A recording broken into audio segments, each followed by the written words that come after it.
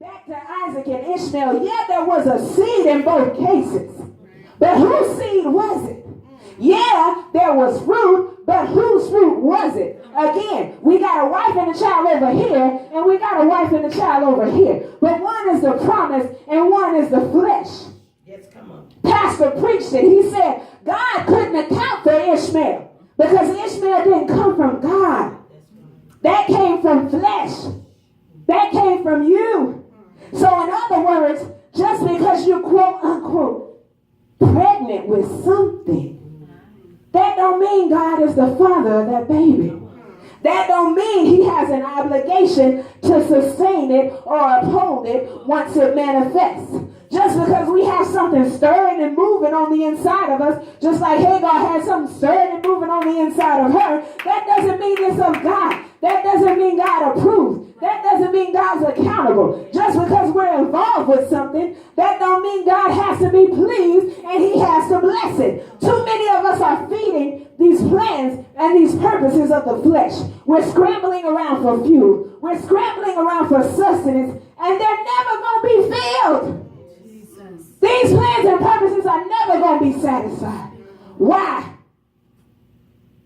Because they're of the flesh. Realize God didn't ordain that in the first place. Look at the conditions under which this so-called pregnancy came about. Did the pregnancy come about because we received the word from God? Did the pregnancy come because we was fasting and praying and spending time with God and patiently waiting on his wisdom and his guidance, waiting on his timing to unfold? No, Bathsheba was on the roof and David was like, yeah, I want that, and boom, here's the baby. And that's what we do too. We look around, we see something we like, we see something we want, we say, yeah, we want that, and boom, now we so-called pregnant. Now we working on creating something that God never ordained, or either it wasn't time for that. So David was like, yeah, I'm about to stick with him. I'm just going to hope for the rest. But it was all flesh.